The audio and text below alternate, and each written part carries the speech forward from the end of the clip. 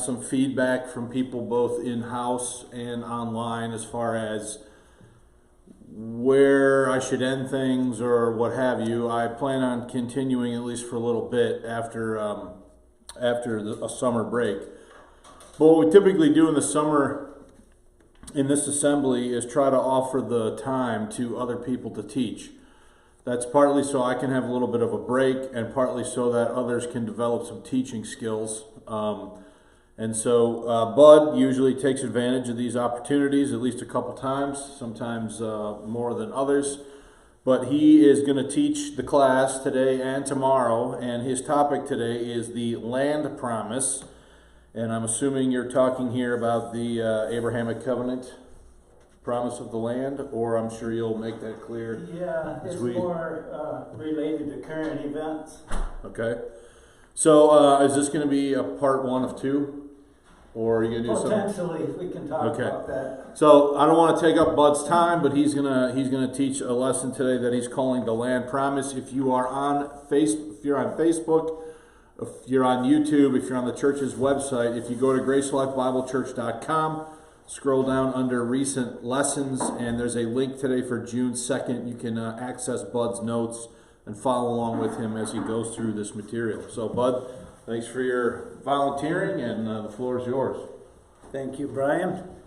Hello, everyone.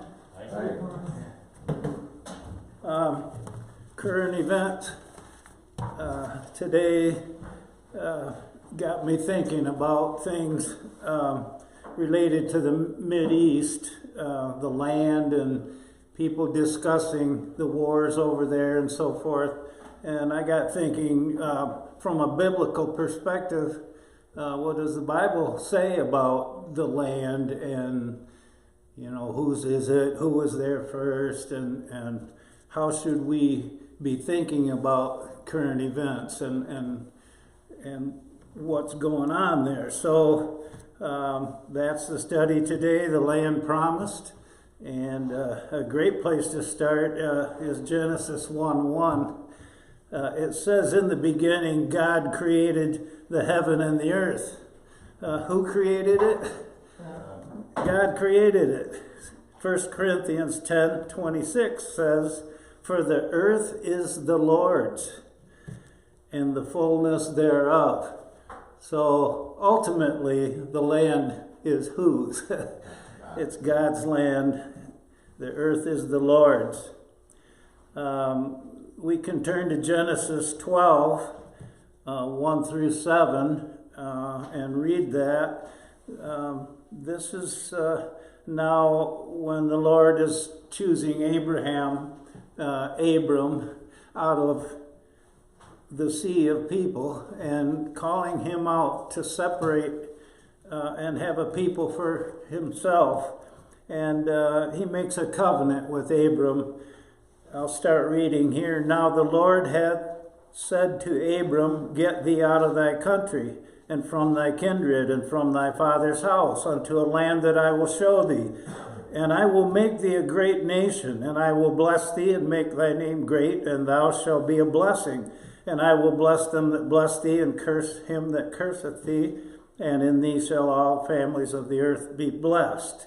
There's more to come. I'll keep reading. So Abram departed as the Lord had spoken unto him, and Lot went with him. And Abram was 75 years old when he departed out of Haran. This is key later in my talk, that he's 75 years old at the time this covenant is made. So keep that in your mind. And Abram took Sarah, his wife, Lot, his brother's son, and all their substance that they had gathered, and the souls that they had gotten in Haran, and they went forth to go into the land of Canaan. And into the land of Canaan they came, and Abram passed through the land unto the place of Sichem and the plain of Moreh. And the Canaanite was then in the land. So take note of that. Abram's coming down from the north, from Haran, and there's people there. The Canaanites are already there. And the Lord appeared unto Abram and said, unto thy seed will I give this land. Now, is it his land to give? Yes. It's the Lord's land. He can give it. So the Lord appeared to Abram and said, unto thy seed will I give this land. Another thing to notice is he says thy seed. And there builded he an altar unto the Lord who appeared unto him. Abraham continued on down to Egypt because of famine and reasons. He kept going. He kept walking through Canaan all the way to Egypt. And at some point he came back and he prospered. And he had a lot of cattle. And Lot was still with him, and he had a lot of cattle too. And there came a point where the herdsmen were saying, your cattle are eating, Lot would say, your cattle are eating on where mine were supposed to eat. And they started to have a problem with just too much cattle. And so Lot separated away from Abram.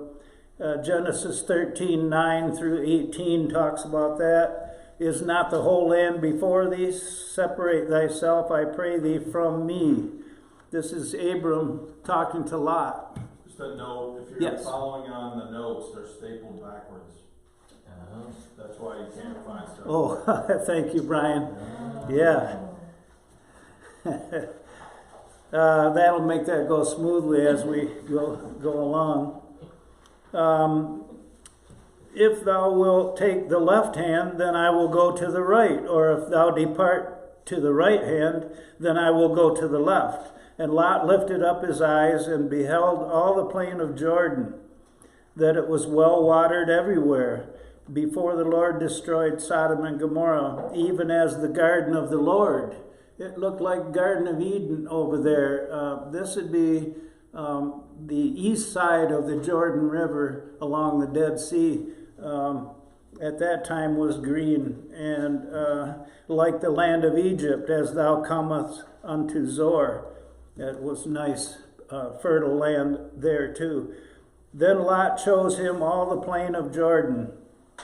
And Lot journeyed east, and they separated themselves, the one from the other. Abram dwelled in the land of Canaan, and Lot dwelled in the cities of the plain, and pitched his tent toward Sodom.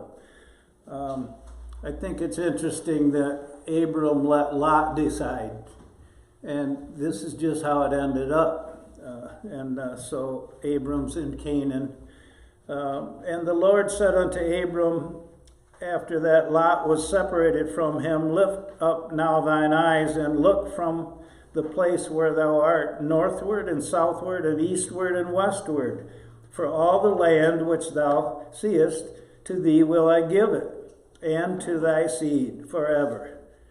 And I will make thy seed as the dust of the earth, so that if a man can number the dust of the earth, then shall thy seed also be numbered. Arise, walk through the land in the length of it and the breadth of it, for I will give it unto thee.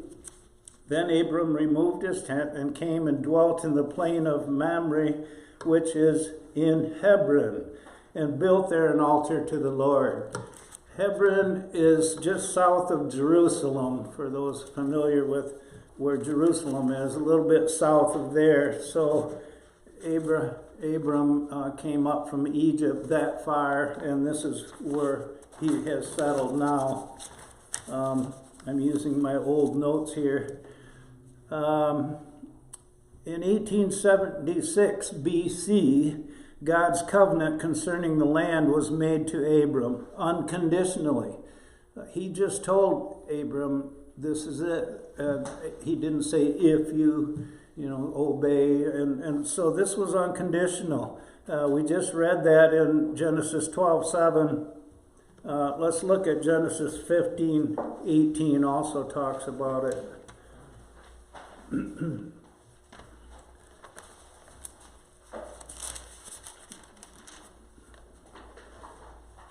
In that same day the Lord made a covenant with Abram, saying, unto thy seed have I given this land, from the river Egypt unto the great river the river Euphrates.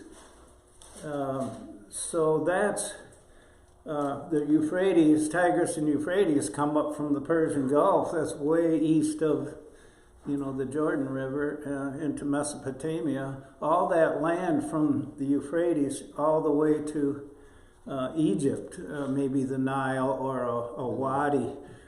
So that whole area God had in mind for the chosen people. Now we get to Ishmael. He was made a great nation. So Abram had a son by Hagar. He was helping the Lord because of his great age. Him and Sarah decided to take things into their own hands. And if the seed is the promise, has to go to somebody. And so they had Ishmael. And Genesis 21:12 and 13 talks about him. And God said unto Abraham, let it not be grievous in thy sight because of the lad. The lad, Ishmael, was a teenager, and the baby, Isaac, they had a festival to wean the baby. I think a better translation is when the baby came of age, became a person and a personality and made decisions. I think Isaac may have been about 5 years old. And Ishmael mocked him. So there was some hatred. And so he had to leave. Sarah said, we're not going to put up with that. And the Lord agreed. And so he told Abram to take him away. But let it not be grievous in thy sight because of the lad and because of thy bondwoman and all that Sarah hath said unto thee. Hearken unto her voice, for in Isaac shall thy seed be called. And also the son of bondwoman will I make a nation, because he is thy seed.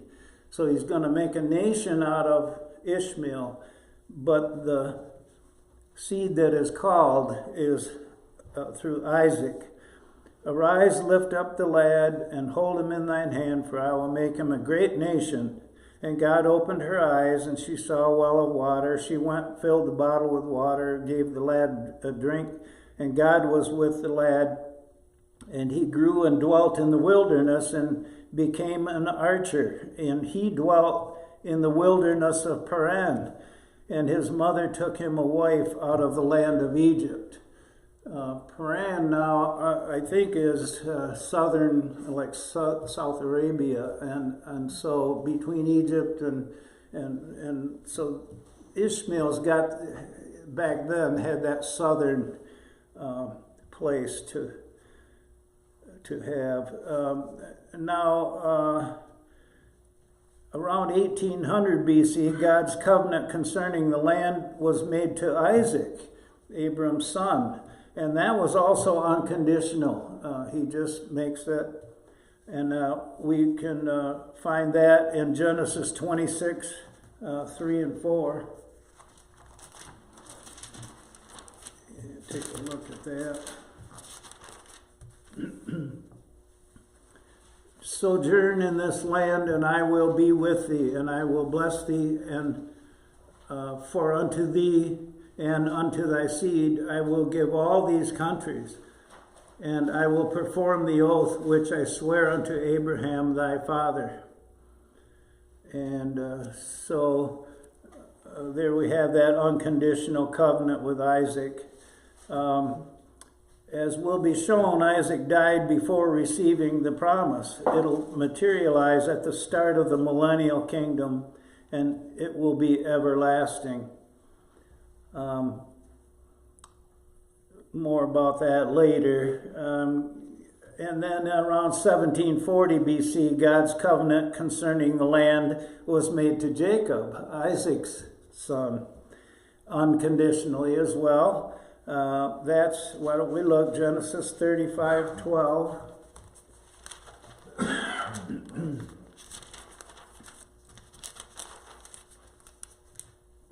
And the land which I gave Abraham and Isaac, to thee I will give it, and to thy seed after thee will I give this land. So, moving on now, Jacob has been promised the land, and there's famine there, and he had to take everyone, the family, and go to where there's food. You know the story, Joseph is a leader, his own son, in Egypt. And so they go down to Egypt. For the sake of time, I'll just move on that Jacob was there for a long time, and he died. And Joseph wanted to bury him not in Egypt, but where he called home, Jacob, the promised land. So Genesis 50, verse 7, and also verses 11 through 14 says, and Joseph went up to bury his father, and with him went up all the servants of Pharaoh, the elders of his house, and all the elders of the land of Egypt. And when the inhabitants of the land, the Canaanites, saw the mourning in the floor of Atad, they said, this is a grievous mourning to the Egyptians. Wherefore the name of it was called Abel Mizraim, which is beyond the Jordan. Beyond the Jordan, if you can think of Israel, from north to south, the Jordan River runs from the Sea of Galilee to the Dead Sea, and where they're located right now is beyond the Jordan. So you're wondering, from Egypt, you go up to the Jordan, you know, if you go along the Mediterranean Sea and over, then beyond the Jordan's on the east side of there. But they didn't go that way. They went the same way that later, when the Exodus, Moses would take them, they come up on the other side of the Jordan. And so the other side of the Jordan in this case is on the west side. And there's reasons they did that we will find later. And his sons did unto him according as he commanded them, for his sons carried him to the land of Canaan and buried him in the cave of the field of Machpelah, which Abraham bought with the field for a possession of a burying place of Ephron the Hittite before Mamre. And Joseph returned into Egypt, he and his brethren, and all that went up with him to bury his father after he had buried his father. So that land of Mamre might sound familiar. We read that earlier. And this cave of Machpelah is in Hebron. So Abraham had been there before and bought this land. And now Joseph, all the years later, has come back to bury Jacob there in that same area. It's interesting too,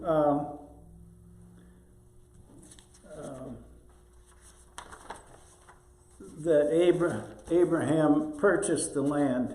That land had been promised to him, right? But he purchased it. The same land had been promised to him. Also Jacob, which his name was changed to Israel later, that's Jacob, and Joseph. In their old age, they expressed interest in being buried in the promised land. They all wanted to be buried there. Undoubtedly, they all had in mind a future manifestation of the promises. So they maybe weren't looking for that to be their possession in their own lifetime. They knew that this was something yet future and more spiritual. We can read in the New Testament about this, and this was a great find as I did my study. Hebrews 11, 8 through 22, I'll read this. By faith, Abraham, when he was called to go out into a place which he should after receive for an inheritance, obeyed, and he went out not knowing whither he went. By faith he sojourned in the land of promise, as in a strange country, dwelling in tabernacles with Isaac and Jacob, the heirs with him of the same promise. For he looked for a city which hath foundations, whose builder and maker is God. So a city made without hands, you could say. This is what they were looking for. Through faith also Sarah herself received strength to conceive seed and was delivered of a child when she was past age, because she judged him faithful who had promised. Therefore sprang there even of one, and him as good as dead, that's Abraham, so many as the stars of the sky in multitude, and as the sand which is by the sea shore, innumerable.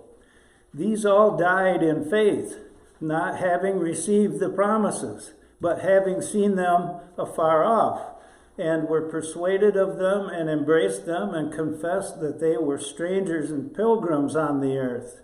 For they that say such things declare plainly that they seek a country. And truly, if they had been mindful of the country from whence they came out, they might have had opportunity to have returned. But now they desire a better country, that is, an heavenly. Wherefore God is not ashamed to be called their God, for he hath prepared for them a city. So now we're thinking of the land a little bit differently. By faith, Abraham, when he was tried, offered up Isaac, and he that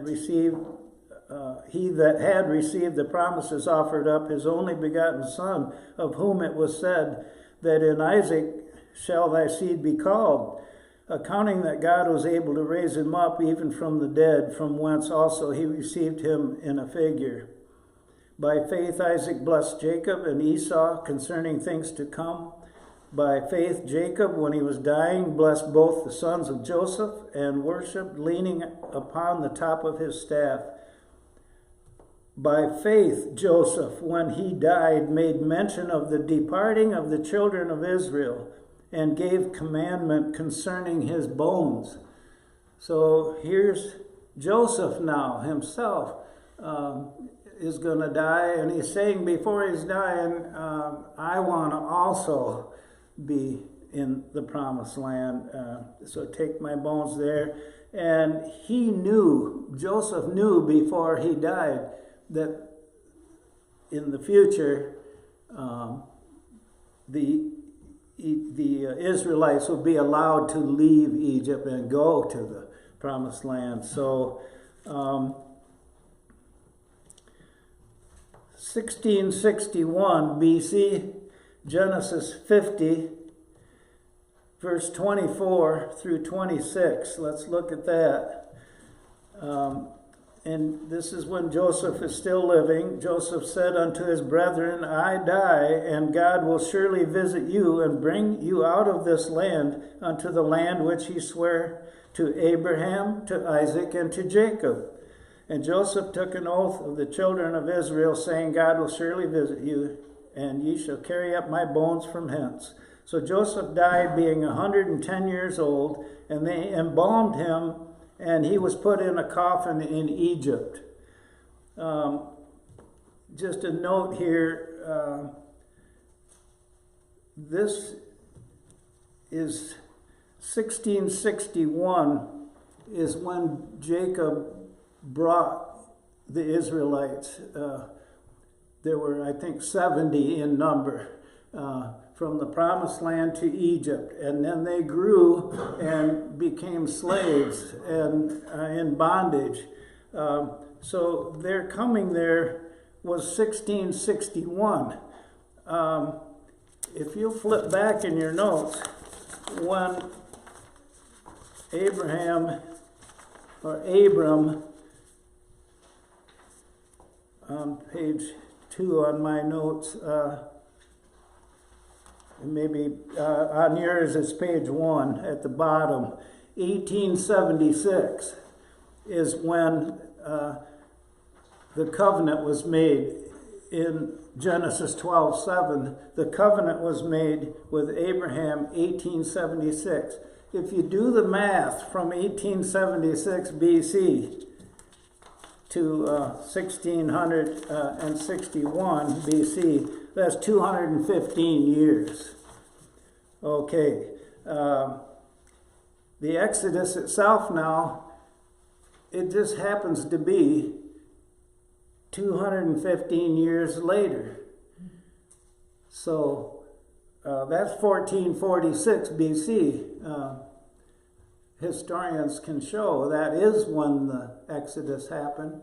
And I think it's amazing that Scripture can have this dividing line directly in half for a total of 430 years from when Abraham first sojourned in Egypt to when they leave. So a lot of people think Israel was in bondage for 430 years. And in a sense they were. When Ishmael harassed Isaac, that was the beginning of what you might consider harassment and bondage there. And that's more like 400 years of a problem like that. But the total from when Abraham went to Egypt and sojourned there would be 430 years to when they left. 1446, Exodus 13, verse 7 through 20, and it came to pass when Pharaoh had let the people go, that God led them not through the way of the land of the Philistines, although that was near. For God said, let peradventure the people repent when they see war, and they return to Egypt. See, same thing here. They're not going up from Egypt along the Mediterranean, the easy way back to the promised land. They're going all the way around the Dead Sea and coming in over the Jordan. So same thing here. But God led the people about through the way of the wilderness of the Red Sea, and the children of Israel went up harnessed out of the land of Egypt. That just means orderly out of the land of Egypt. And Moses took the bones of Joseph with him, and for he had straitly sworn the children of Israel, saying, God will surely visit you, and ye shall carry my bones away hence with you. And they took their journey from Succoth and encamped in Etham in the edge of the wilderness. In the New Testament now, Stephen summarizes this in Acts 7. Let's look at Acts 7, verse 1 through 8.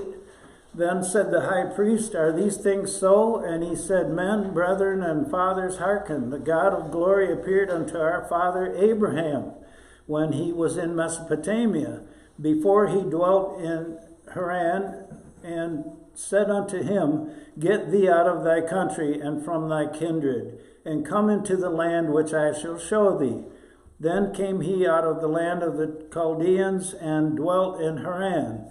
And from thence, when his father was dead, he removed him into this land where ye now dwell, and he gave him none inheritance in it, no, not much, not so much as to set his foot on. Yet he promised that he would give it to him for a possession, and to his seed after him, when as yet he had no child. So these promises were made, and yet in their lifetime they didn't even get a little piece to even put their foot on.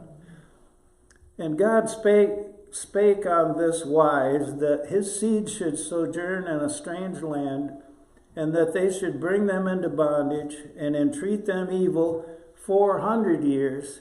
This is the treating evil part from Ishmael's mocking, not from Abraham's sojourn. So only 400 years here. We got 430, remember, otherwise. So there's a question coming. Yes. a question. Seems to me that the question is related to the 400 years. Okay. So when it says in Genesis 15:13, and shall serve them and they shall afflict them 400 years, and then Stephen is recounting this in Acts 7:6, and they should bring them into bondage and entreat them evil for 400 years. You're saying, if I'm hearing you right, that 400 years is not 400 total years in Egyptian slavery? How are you counting? No, The no. question is, how are you counting the 400 years? Yeah. The slavery part is key. The bondage, the affliction, that is what the 400 years. But So you're counting that starting with Ishmael mocking Jacob. yes, that's 400 No, years. Isaac. Mocking Isaac, yes, mocking Isaac. Yes. You're saying it's 400 years from the time that he mocked Isaac until Moses leaves them out Yes. of Egypt? Yes. Yes, 400 years of affliction and evil treatment. There were 30 years previous that wasn't so bad. That was just the sojourn, generally speaking. Abraham, because of the famine, sojourned in Egypt, it says. And then they left 430 years later, 400 of which were evil treatment. Okay. Okay? So you're not saying that the 400 is specific to Egyptian slavery. You're saying the 400 is specific to evil treatment. Well, right, but you're saying Egyptian slavery is bad treatment. But the 30 years between the mocking and the sojourn original didn't have any negativity. Abraham didn't experience affliction and bondage and so forth. He wasn't harassed by anyone. So I think I'm just trying to understand how you're counting. Okay, time. yeah. I think the question then is related to, I think most people have typically felt like the 400 years was that they were literally in Egypt 400 years under slavery. And you're saying, Right. you seem to be saying that the time is counted different than that. No, I don't know, let's not yeah, miss let me explain. 1661 BC is when the bondage started, the slavery. Yeah, I'm sorry. That's what you were trying to get me to. 1661 is when Jacob came to see his son Joseph as a ruler, and they eventually became in slavery. So I start counting when Jacob brought the children of Israel to Egypt. That starts the 400 years. Okay, that makes more sense to me. Yeah. Before I mean, that starts the 215 years. The 400 years has to start with Isaac being harassed. Okay. Yeah, and so, see, there's 215 years from the original sojourn to 1661. So, 215 years. From that 215 years is also harassment. You see, part of the harassment's from 1661 on to 1446. And the rest of the harassment is from 1661 BC to when Ishmael harassed Isaac. Okay. You can go on. There were some questions even in the comments on YouTube about how you were counting the 400 years. Yeah. So to summarize that little part, Abraham sojourned in 1876 BC, he went to Egypt, and for 30 years he was comfortable, and he had his son Isaac finally, and 5 years later, he was 100 years old when he had the baby, right? Isaac was 100 years old. And remember, he went to from Haran to Egypt in 1876, and he was 75 years old. So 75 years old when he first got there to sojourn. 25 years later, he's 100 years old, and he's having that baby. He's having Isaac. Isaac. Yeah.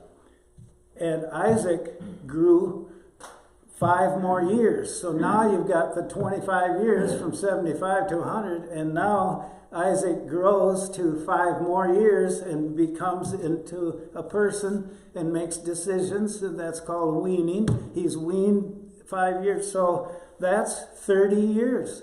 That's the 30-year difference. When Scripture says in a couple places it's 430 years. In Galatians, 430 years. And so that's why in one place it'll say 430 and another place it says 400. They're not rounding the 430, oh, let's round it to 400. No, it's specific. And I was excited doing this study. I had to figure that out. The 25 years between his sojourn and the harassment. So can I repeat back? The 30 years. Can I repeat back to you what I'm hearing Yes. you say, and you tell me if I've got it right? Okay. At 75 years old, Abraham goes to Egypt. Yep. He has Isaac at 100 years old. Yep. 5 years after that, when Isaac is 5 years old, he's harassed by Ishmael. Yes. That harassment by Ishmael begins the counting of the 400 years. Yes. The 30 additional years is the difference between Abraham going there at 75 Yes. and Ishmael being harassed, Isaac being harassed by Ishmael at 5 years old. Yep. That's Yep. okay. Yep. I was a jumble of numbers, and I Yeah. wasn't following. Yeah, this is all new, and So did I summarize it accurate? yes, you did. You've got that now, and I hope everyone, maybe we'll have to watch this again to get it straight. So that's, where did I leave off here? Let's see. That is, siege his sojourn in a strange land. This was Stephen talking. They bring them into bondage and entreat them evil 400 years, and the nation to whom they shall be in bondage will I judge, said God, and after that they shall come forth and serve me in this place. And he gave him the covenant of circumcision, and so Abraham begat Isaac, and circumcised in the 8th day, and Isaac begat Jacob, and Jacob begat the 12 patriarchs. So I'm going through all this so you see the promised land, or the land promised. This is why the 12 patriarchs and their descendants have a attachment to this land we call Israel today.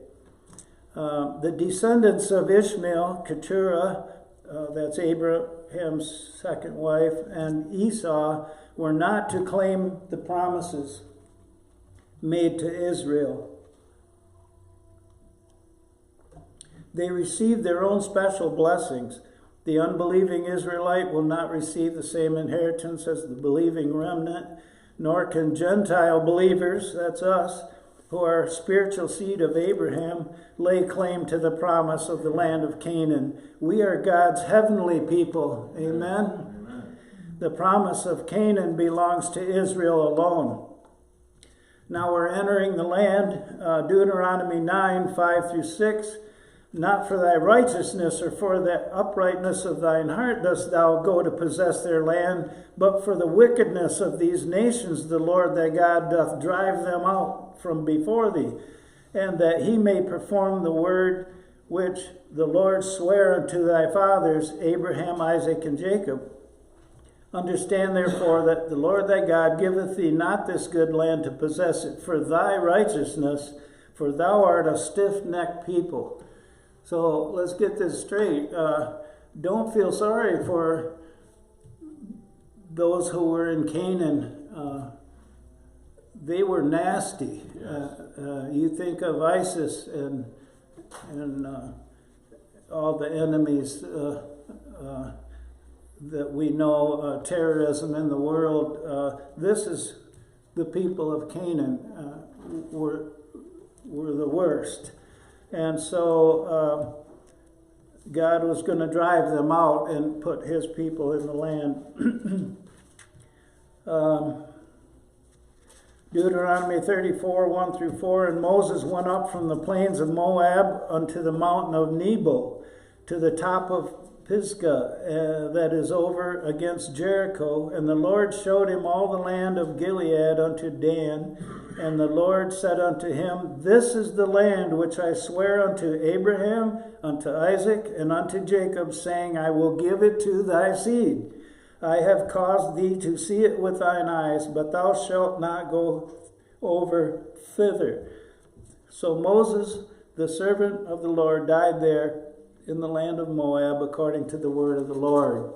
I have a picture of the view from Mount Nebo, looking to the west, and you really can't see the entire Holy Land. You can't see all the way to Dan in the north. You can't even really see the Mediterranean straight across. Mount Nebo is by the Jordan, let's say, on the east side of Canaan and the land of Israel. And as you look to the west, you would hope to see at least the Mediterranean Sea in the distance. What is it, like 10 miles or something? But you can't.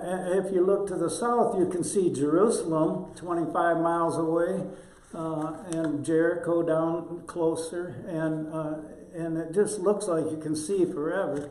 But you wonder how literally to take this verse.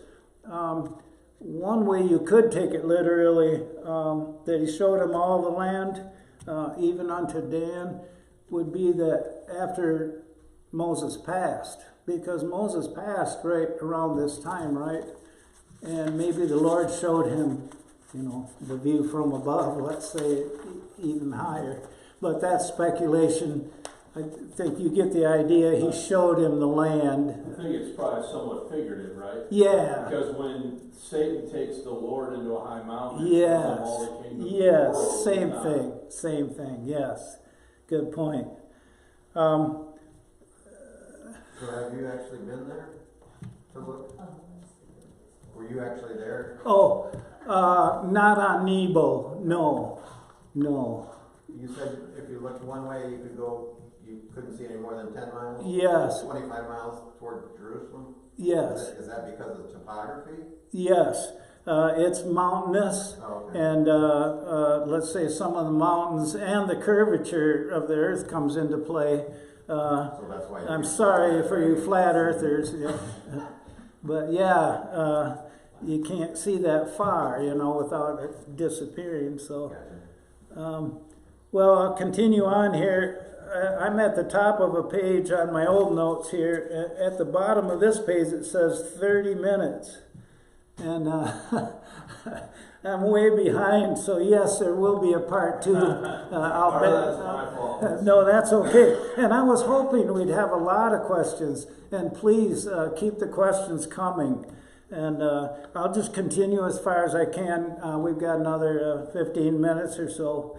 Let's go to Numbers, chapter 33, verse 50 through 53, and then 55 through 56.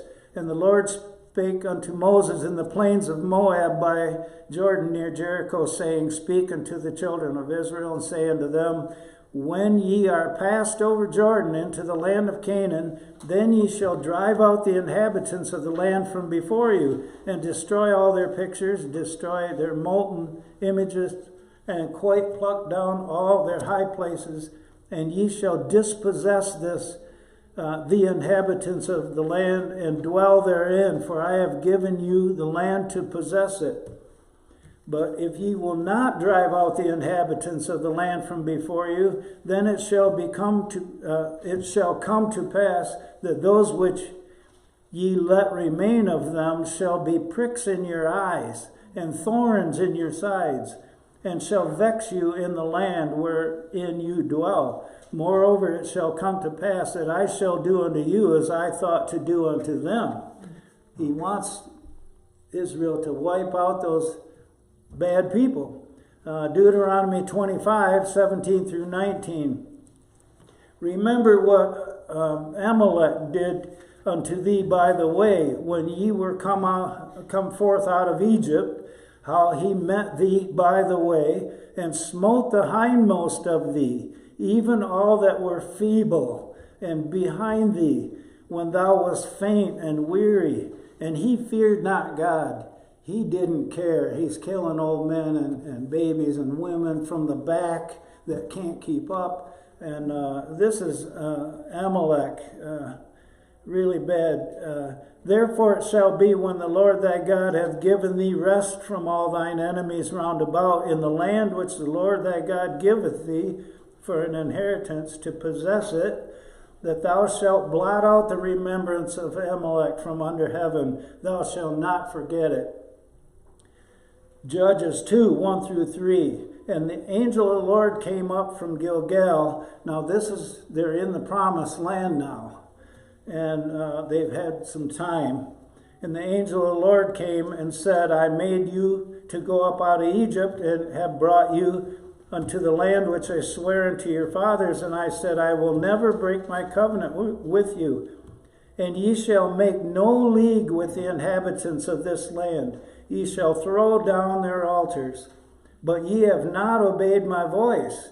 Why have you done this? Wherefore I also said, I will not drive them out from before you, but they shall be as thorns in your sides, and their gods shall be a snare unto you. Now, we're going to start to touch on things that have practical application, and I'm going to keep reading. I got something I'd like to share that. Yes. Like I say, I watch lots of YouTube videos and that, and where a Christian apologist will be up there, and a lot of the atheists will use this argument against God, saying, well, if God is so loving, why is he killing all these people, even babies and that? But that's an argument that the atheists like to use. Yeah. To show that God's not a good loving God, because why is he killing these people? Yes. Yes. How could a loving God command that you wipe out an entire country, all these people, and then put his own people in there? And that's why I read those verses earlier, and I'm trying to stress how terrible the people in the land were. They were murderous, and they were committing infanticide. They were involved in all manner of even some sin that today, by even today's standards, people would balk at. Yeah. Like, these are wicked. Weren't these the ones that would put the babies on a molten? All that. Yes. Statues and. Yes. So, and there's a spiritual aspect of this. We fight not against flesh and blood, but. In fact, I would say even Israel balked at this, because the reason you have the book of Judges is because they didn't do what God told them to do. Exactly. And these Gentiles were allowed to exist and be thorns in their sides. Exactly. Briars in their eyes, or whatever it says. Yeah. Now, this is a perfect time to move on here. The judges failed miserably by letting They just didn't take care of business, let's say. So now Israel wants a king, and they get a king, and it's Saul. 1 Samuel 15, 1 through 3. Samuel also said unto Saul, the Lord sent me to anoint thee to be king over his people, over Israel. Now therefore hearken thou unto the voice of the words of the Lord. Thou sayest, the Lord of hosts, I remember that which Amalek did to Israel, how he laid wait for him in the way when he came up from Egypt. Now go and smite Amalek, and utterly destroy all they have, and spare him not, but slay both man and woman, infant and suckling, ox and sheep, camel and ass. What did Saul do? He had his opportunity. 1 Samuel 15, verse 8 through 11. And he took Agag, the king of the Amalekites, alive, and utterly destroyed all the people with the edge of the sword. But Saul and the people spared Agag, and the best of the sheep, and of the oxen, and of the fatlings, and the lambs, and all that was good, and would not utterly destroy them. But everything that was vile and refuse they destroyed utterly. Then came the word of the Lord unto Samuel, saying, It repenteth me that I have set up Saul to be king, for he's turned back from following me, and hath not performed my commandments. And it grieved Samuel, and he cried unto the Lord all night. Well, we know David is made king now after this, and this would be a good time to close with some comments now, and next time we'll start when David becomes king, and there was a covenant made with him, and we can go on from there. This lesson is going to take us all the way to the end of the millennium and into eternity future, so I've got a lot to talk about in the next time. But I just wanted to get comments from you and thoughts on you. How does Saul and what he did or didn't do, how does that relate today? And Netanyahu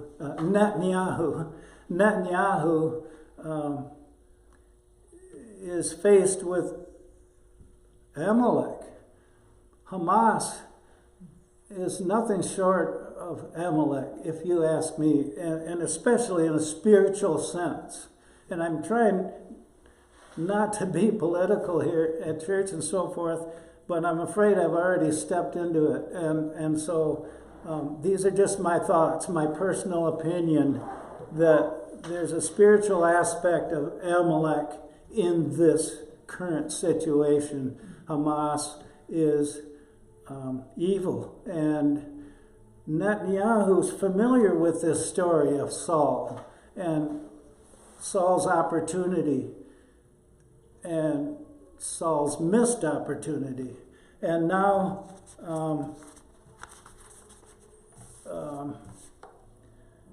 Netanyahu is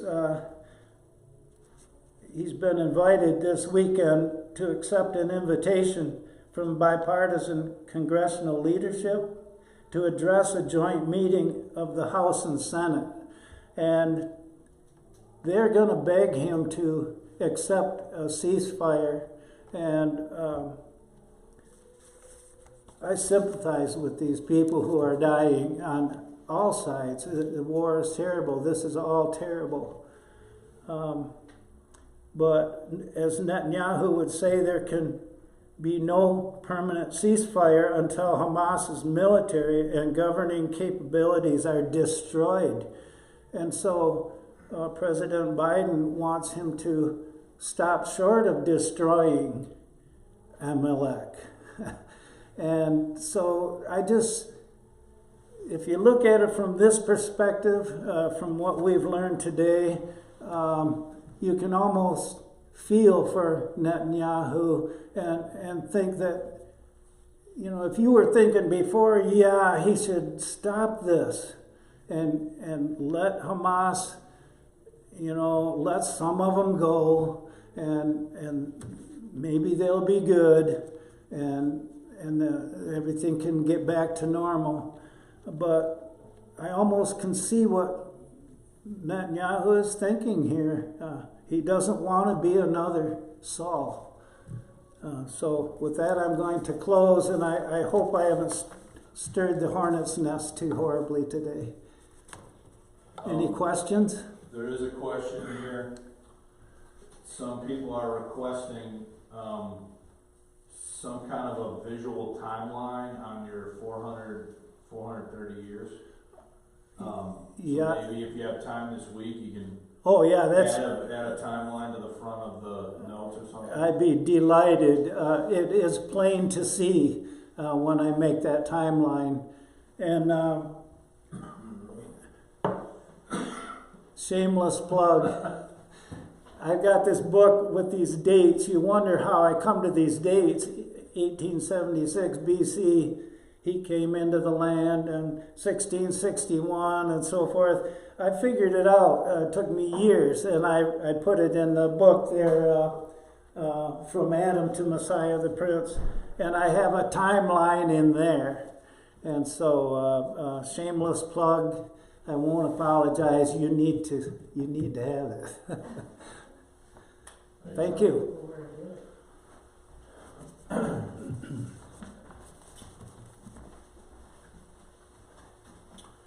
All right, thanks, bud. Looking forward to part 2. I'll tell you where you can get a copy of the From Adam to the Messiah the Prince. You can buy this at the GraceLifePress.com bookstore. That is the online bookstore of Grace Life Bible Church, where you can get all of my books as well as this published book by Bud. This was done by Dispensational Publishing House last summer. And I know there's a timeline in here, but others don't know. And it would be good probably to just take the parts that's relevant to the study and put that in there for next time. All right, appreciate everybody online tuning in. We'll be back again next Sunday, but we'll give part 2. And hopefully you found that interesting.